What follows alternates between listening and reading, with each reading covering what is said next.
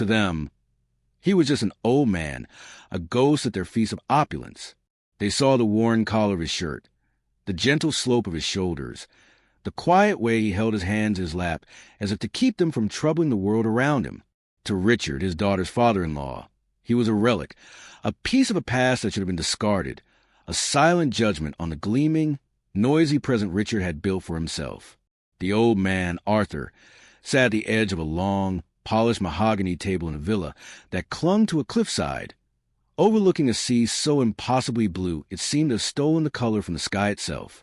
Around him, laughter chimed like expensive crystal, conversations flowed like vintage wine, and the air was thick with the scent of money and self-satisfaction. Richard, holding court at the head of the table, gestured with a dismissive flick of his wrist towards Arthur. And Amelia's father, Arthur, of course. He announced at the table of glittering guests, his voice a smooth, condescending purr. He's a man of simple tastes. Aren't you, Arthur? A welcome dose of reality for the rest of us. A few of the guests offered tight, polite smiles, their eyes flicking Arthur for a moment before darting away, as if his quiet poverty might be contagious.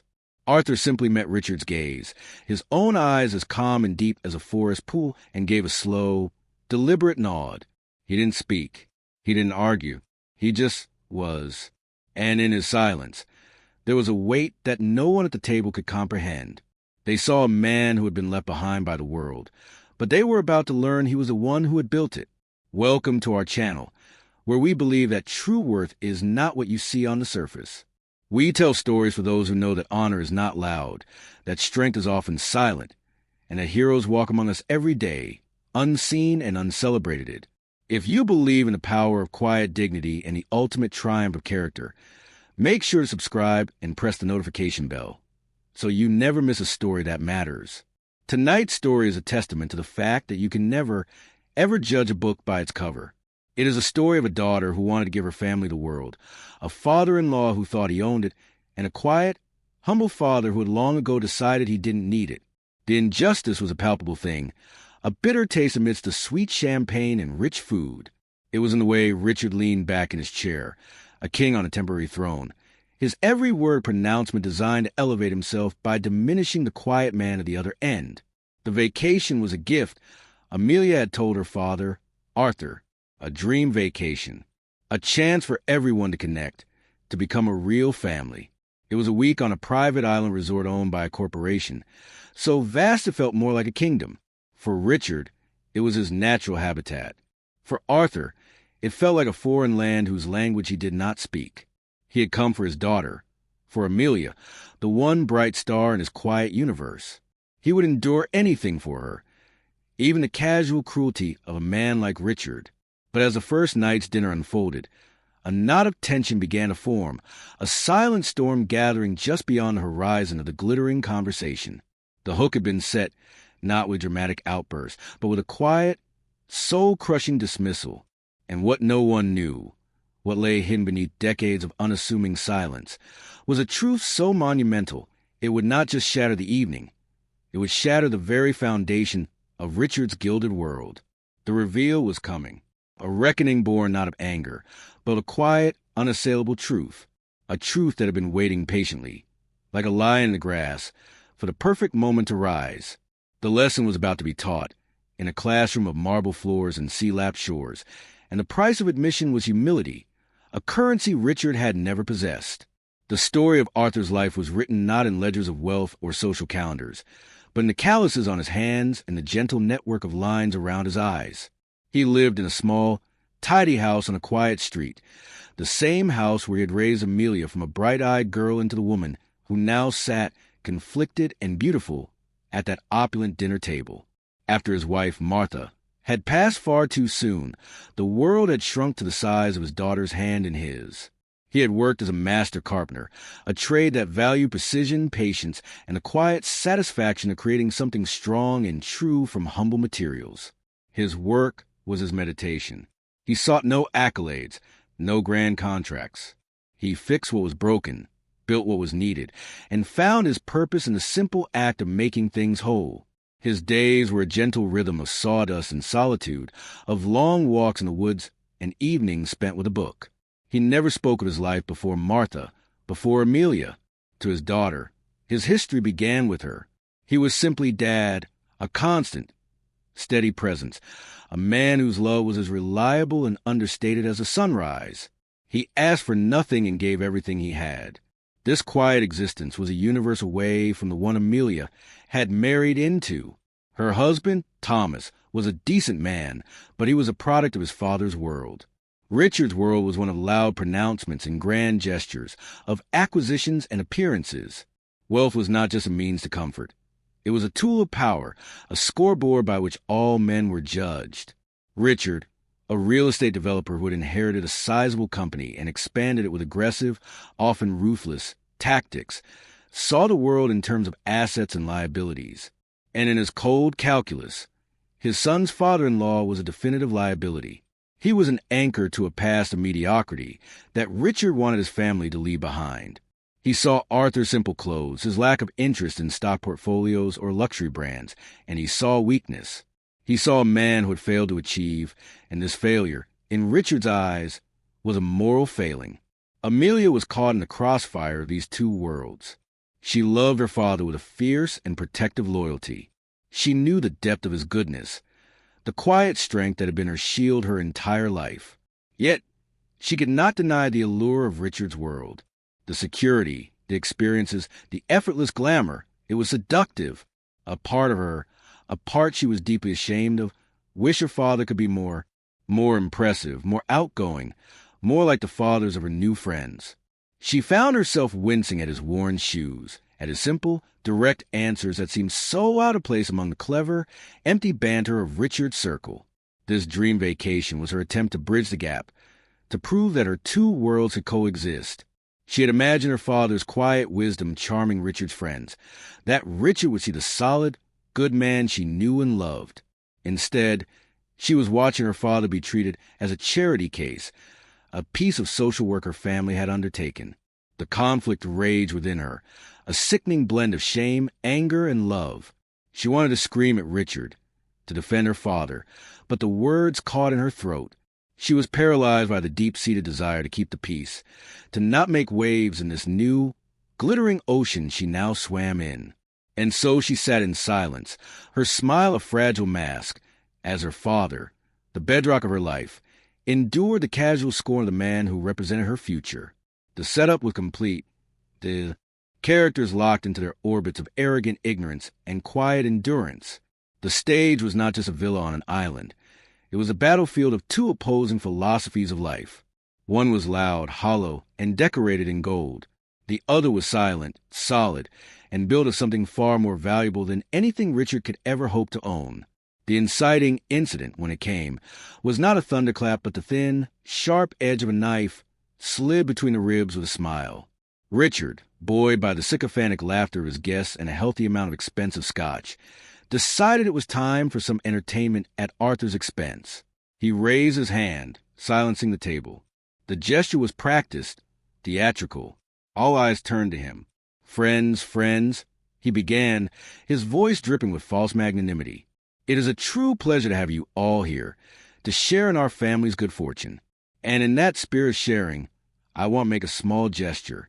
He turned his gaze down the long table to where Arthur sat, a small island of stillness in a sea of expectant faces. "Arthur," Richard said, his voice now taking on the tone of a benevolent lord addressing a humble peasant. "I know things have been... Well, I know you're a man of simple means, and I wouldn't want you to feel out of place here. This entire week, everything, is of course on me, but I want to make sure you can properly enjoy it." He reached into the pocket of his tailored blazer and pulled out a thick alligator skin wallet. With a flourish, he extracted a crisp, new $100 bill. He held it up between his thumb and forefinger, letting it catch the light from the crystal chandelier above. "Here," he said, his voice booming in the suddenly quiet room. "A little pocket money. For tips or a souvenir, whatever you like. Don't you worry about a thing." He gestured for a waiter. "Take this down to the gentleman at the end of the table, would you?" The humiliation was absolute, a public branding. It wasn't an offer, it was a performance. It was designed to frame Arthur as a pauper, A man so destitute, he needed a handout to navigate a world of wealth. It was a power play meant to cement Richard's status as a provider, the patriarch, the man in charge of everyone and everything, including his daughter's own father. Amelia felt the blood drain from her face. The air in her lungs turned to ice. It was so much worse than she could have imagined.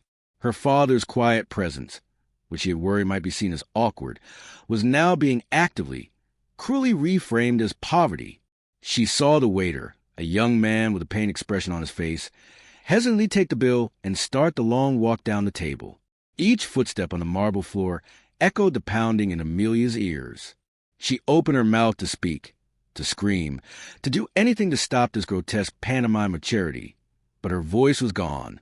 She was frozen, a spectator at her own father's debasement. All eyes were on Arthur. They expected him to flush with shame, to stammer his thanks, to shrink under the weight of the condescension. But Arthur did none of those things. As the waiter approached, Arthur simply raised a hand, a gentle, almost imperceptible gesture. The waiter stopped. Arthur looked not at the money, but at the young man's face. He gave him a small, almost imperceptible nod of reassurance, a silent communication that passed between them. "It's all right, son. This has nothing to do with you." Then he turned his gaze back to Richard. He did not look angry. He did not look ashamed. He looked analytical, as if he were observing a strange and fascinating insect. After a moment of profound silence that stretched into an eternity, Arthur spoke. His voice was not loud, but it carried with an unnerving clarity. "That's very kind of you, Richard," he said, his tone perfectly even, "but it's not necessary." Just that. Nothing more. He didn't explain. He didn't defend. He simply stated a fact. He then picked up his water glass and took a slow, deliberate sip, his composure an unshakable fortress against which Richard's arrogance had just shattered. The dismissal was so complete, so devoid of emotion. It left Richard sputtering, the $100 bill still held aloft by the mortified waiter. The power dynamic, for a fleeting, confusing moment, had shifted. The guest murmured, unsure how to react. Richard had expected gratitude or shame, but he had received only a quiet, final refusal. He was left holding his prop, the star of a play whose other actor had refused to say his lines. He tried to recover with a blustering laugh, snatching the bill back and waving it away. "Suit yourself, Arthur. More for the rest of us then." But the damage was done. The incident had landed. A public challenge had been issued and met not with a counterattack, but with a wall of silent, immovable dignity. And for the first time that night, a tiny seed of doubt was planted in Amelia's mind. Her father hadn't just refused the money. He had refused the entire premise of Richard's world. He had refused to be judged.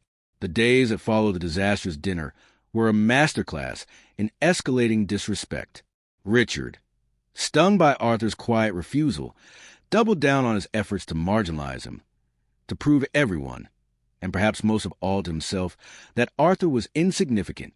The dream vacation became a landscape of subtle and not-so-subtle exclusions. When Richard arranged for a private yacht trip to a secluded cove for snorkeling, he would clap his hands together and announce, "All right, everyone, let's go." "Arthur, you probably want to stay back and rest, right? The sun can be quite strong for a man of your experience." He wouldn't wait for an answer, simply leading his flock of guests towards a marina, leaving Arthur sitting on the veranda with a book. Arthur would just nod, a quiet acceptance in his eyes, and watch them go. He seemed not to mind the solitude. In fact, he seemed to embrace it. While Richard and his entourage were chasing fleeting pleasures, Arthur would take long, slow walks along the staffed paths of the resort, away from the manicured perfection of the guest areas. He would stop to talk to the gardeners, the maintenance crew, the kitchen staff. Amelia watched him from a distance once, saw him deep in conversation with an elderly woman who was meticulously tending to an orchid garden. He wasn't speaking down to her. He was listening, his head cocked with genuine interest as she explained the delicate art of nurturing the blossoms. He laughed with a groundskeeper over a shared joke, his hand resting on the man's shoulder with an easy camaraderie. These were the people Arthur gravitated towards, the invisible cogs that made the great machine of the resort function. He treated them with a respect that Richard reserved only for those he deemed his equals or superiors. One afternoon, there was a wine-tasting event hosted by a world-renowned sommelier. It was held in a private climate-controlled cellar, a hallowed chamber filled with priceless bottles.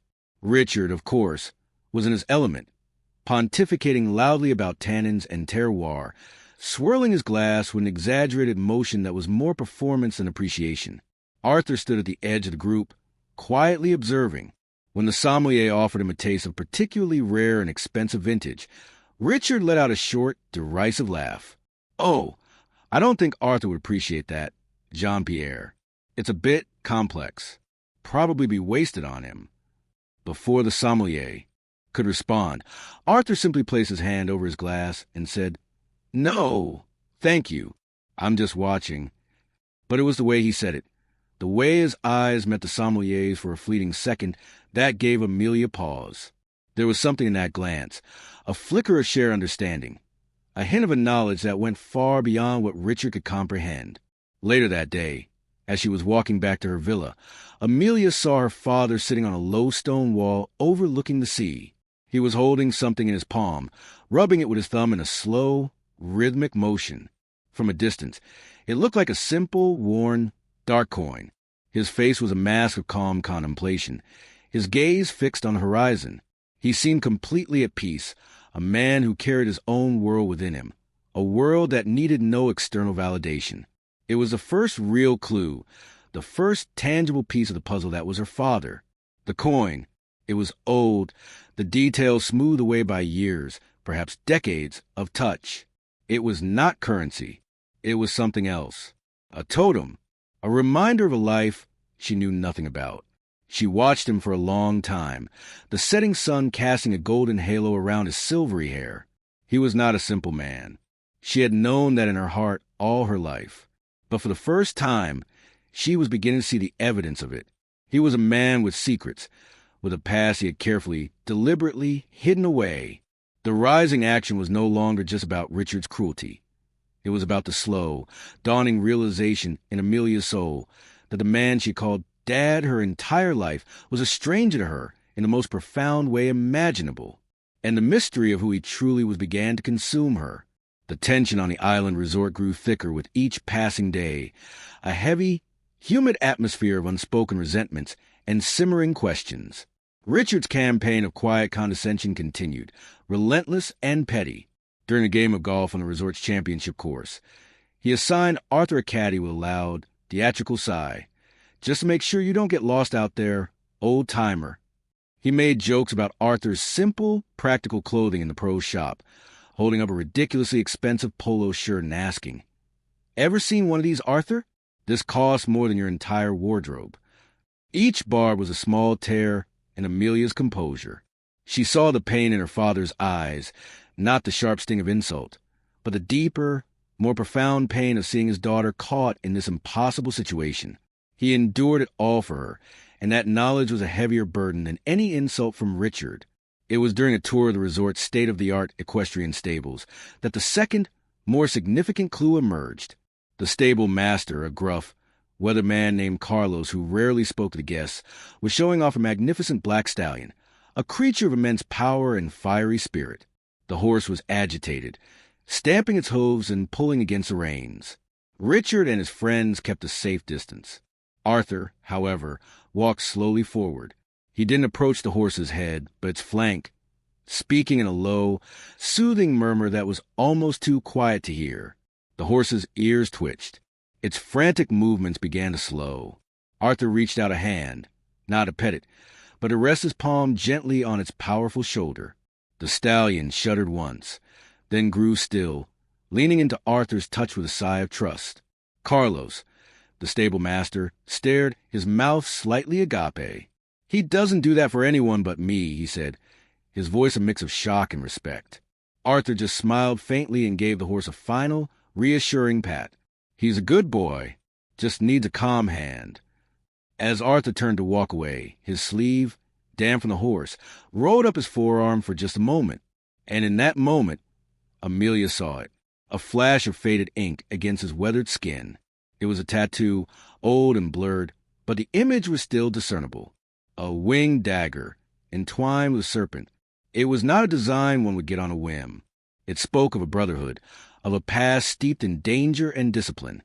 It was a symbol that belonged to a world utterly alien to the quiet carpenter she knew. It was a mark of a warrior. The image was seared into her mind. A winged dagger, a serpent, a quiet man who could calm a raging stallion with a touch and a word. A man who carried a worn, ancient coin in his pocket. The pieces were beginning to connect, forming a picture she couldn't yet comprehend, but one that filled her with a mixture of fear and awe. Who was her father? What had he done? What life had he lived before her? The question became an obsession. That evening, her resolve hardened. She found her husband, Thomas, on the balcony of their villa. "We have to say something," she said, her voice trembling but firm. "Your father can't keep treating him this way. It's cruel, Tom. It's wrong."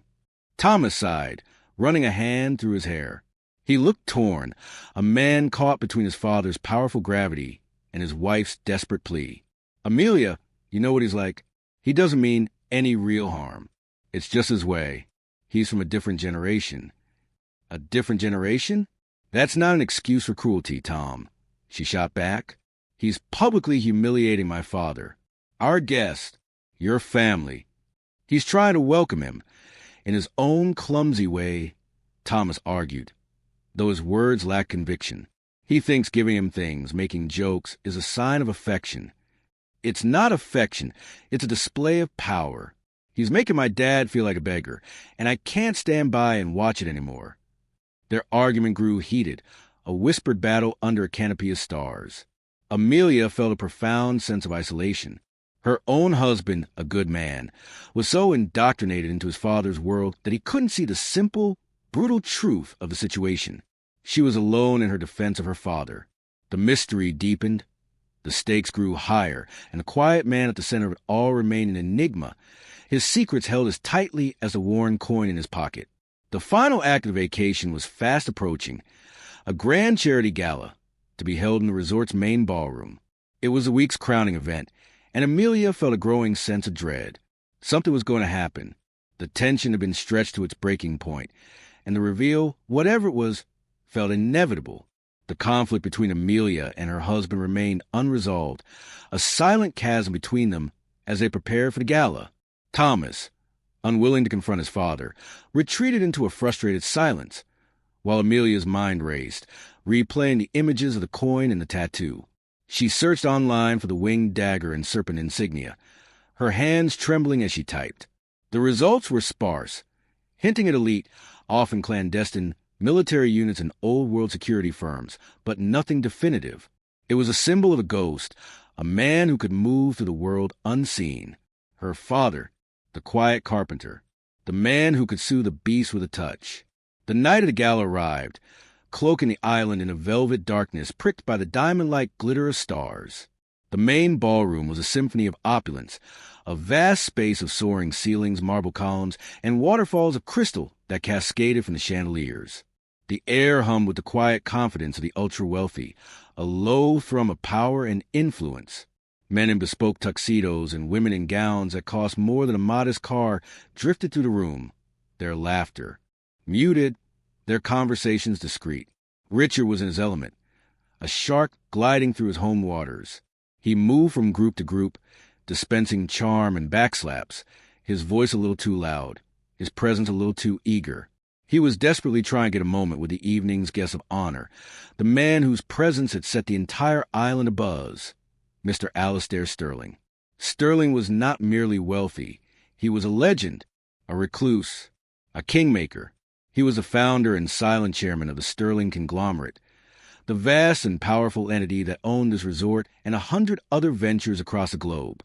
He was a myth, a man who rarely appeared in public, whose photograph had not been published in over 20 years. His presence at the gala was a coup for the resort, and for Richard, it was the ultimate opportunity. An audience with Sterling, even a brief one, would elevate his status immeasurably. Amelia watched her father-in-law's pathetic dance. He tried to intercept Sterling near the champagne fountain, only to be politely but firmly blocked by a quiet man in a dark suit with an earpiece. He tried to join a conversation Sterling was having with a foreign diplomat, only to have the circle close, leaving him on the outside. Each failure only fueled Richard's desperation. Arthur, meanwhile, had found a quiet corner near a terrace overlooking the sea. He wore a simple, dark suit, perfectly clean and pressed, but clearly decades old. It fit him perfectly.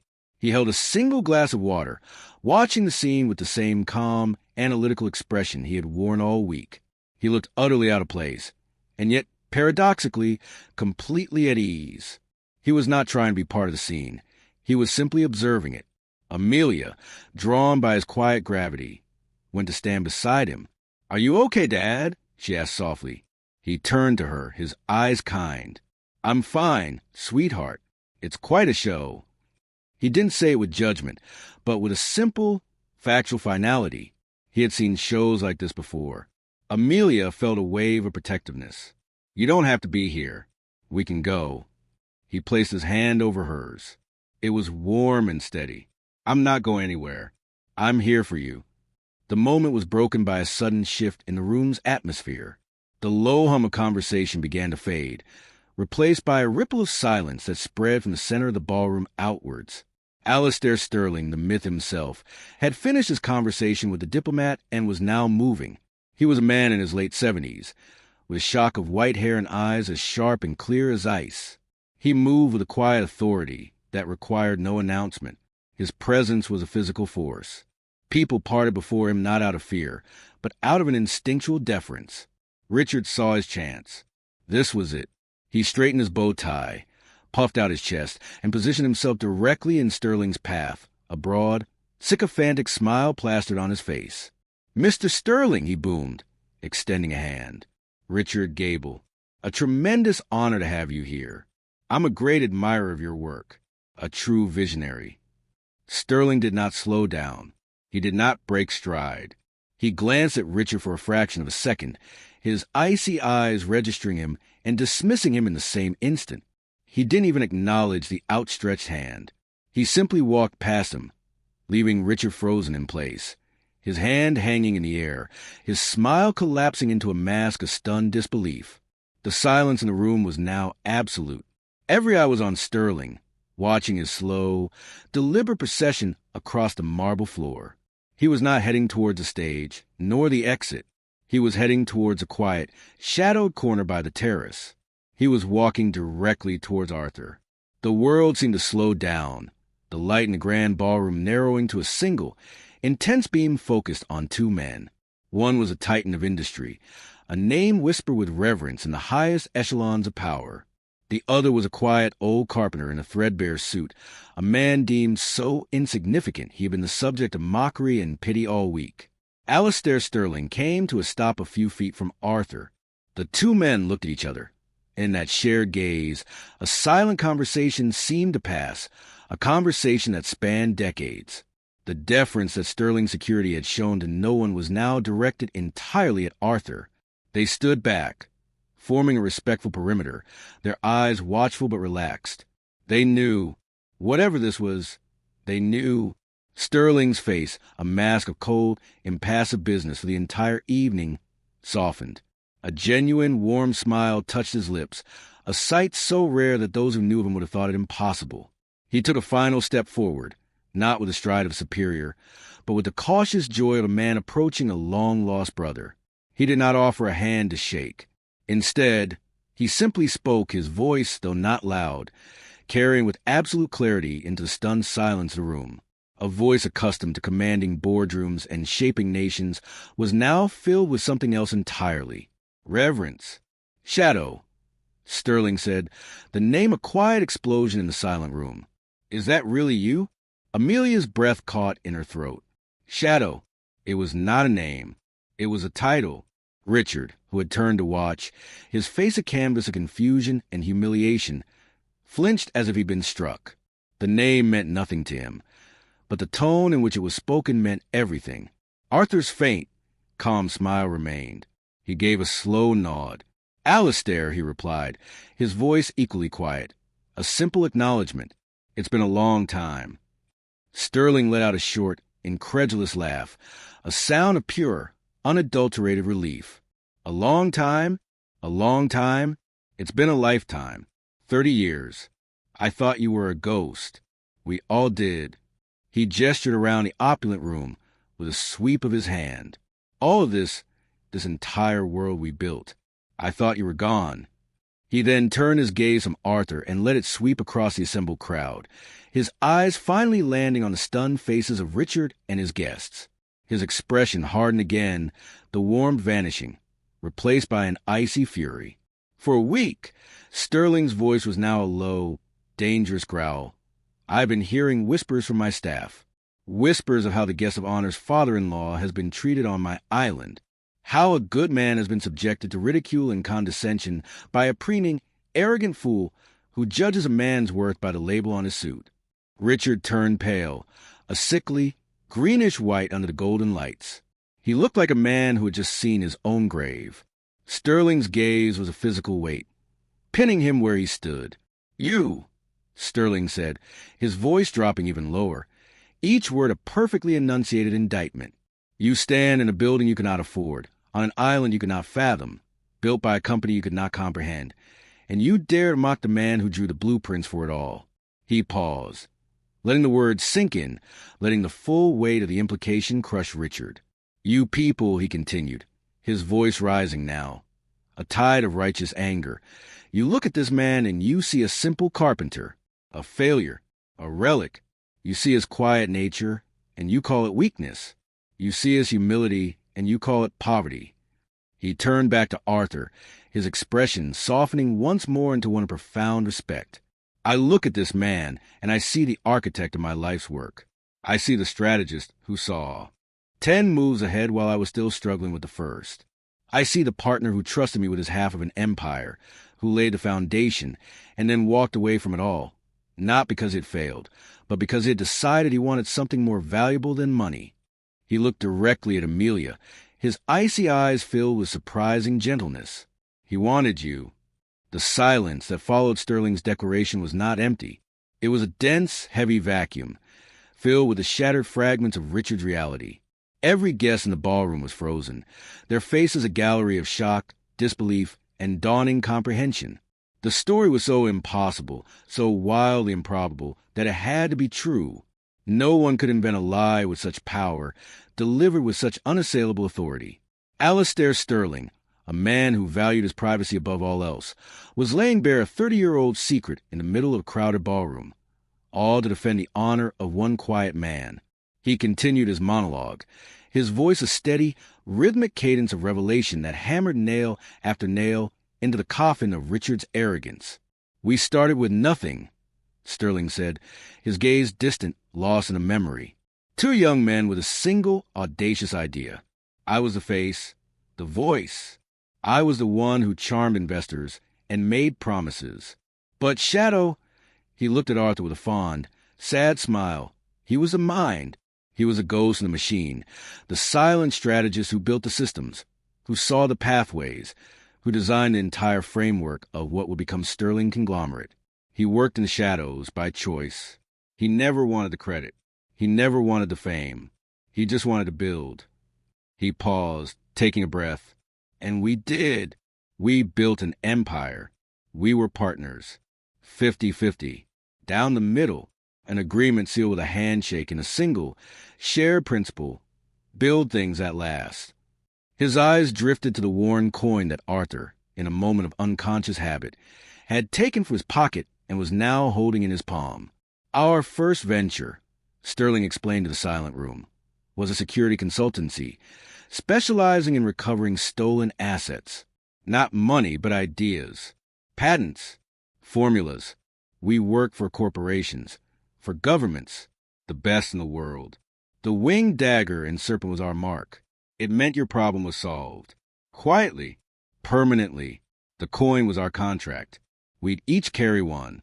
It meant the partnership was ironclad. Amelia stared at the coin in her father's hand, then at the faded tattoo on his arm, the pieces of her father's secret history clicking into place with dizzying speed. A warrior, a builder, a ghost, a king. Sterling's voice grew softer, more personal. Then he met your mother, Amelia, and everything changed for him. The world he found with her was real. Our world of shadows and numbers, it became less important. When you were born, he made a choice. He came to me and said he was done. He wanted to raise his daughter. He wanted to build a life, not a balance sheet. He wanted to be a father. The final, devastating truth was delivered with a quiet finality. He signed his entire half of the company over to me, not to sell, but to hold in trust. 50% of everything you see, the resorts, the tech firms, the shipping lines. His only condition was that I never contact him unless he contacted me first, and that the trust was to be managed under his old call sign, Shadow. He walked away from billions, decades before they were even counted, so he could be a carpenter. So he could be there to pick you up from school every day. Sterling looked directly at Richard, whose face had collapsed into a slack-jawed mask of horror. The fortune you so desperately admire, the power you crave, half of it belongs to the man you called a pauper.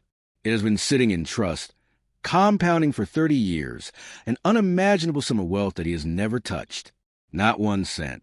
Because he already had everything he ever wanted. The falling action was swift and brutal. Richard made a small, strangled sound and swayed on his feet, his son Thomas catching his arm to steady him. The guests, who had once orbited Richard, now stared at him with a mixture of pity and contempt. They were not looking at a powerful man. They were looking at a fool, a jester who had been performing for a king without ever realizing it. Amelia was crying, silent tears streaming down her face. They were not tears of sadness, but of overwhelming, gut-wrenching pride and love. She looked at her father, this quiet, magnificent stranger, and saw him for the first time. She saw the depth of his sacrifice, the sheer scale of his love for her, a love so profound he had traded an empire for it. Arthur met her gaze, his eyes calm and reassuring. He gave her a small, secret smile, the same smile he had given her after fixing a broken toy when she was a child. In the midst of the wreckage of Richard's world, he was her anchor, her quiet, steady, unshakable father. The resolution was as quiet as Arthur himself. He had no interest in the spectacle his past had created. While the ballroom still buzzed with the aftershocks of the revelation, and while Richard was being quietly guided from the room by his son, looking like a man who had aged 20 years in 20 minutes, Arthur simply turned to Alistair Sterling. "It's good to see you looking well, Alistair," he said, as if they had just bumped into each other on the street. "You've done a fine job." He placed a worn coin back in his pocket. It was not a claim to his fortune. It was a memento of a life he had chosen to leave behind. Sterling shook his head, a look of hostility on his face. "The trust. It's one of the largest private foundations in the world now. Shadow. What do you want to do with it?" Arthur looked out at the ocean, a dark expanse on the moon. "Keep building things that last," he said softly. "Help people who need it. That was always the point, wasn't it?" He then turned and walked not back into the party, but out onto the quiet terrace, away from the lights and the whispers. He did not want the adulation or the apologies. He did not want the fortune. He had walked away with it, in a sense, because it had been his all along, but he had no intention of claiming it. His honor had been restored, his true identity revealed, but he remained the same man. Humble, quiet, free. Amelia followed him out onto the terrace. The cool night air was a relief after the suffocating atmosphere of the ballroom. For a moment, they stood in silence, side by side, listening to the gentle rhythm of the waves. "Why didn't you ever tell me?" she finally whispered, her voice thick with emotion. Arthur turned to her, his expression gentle.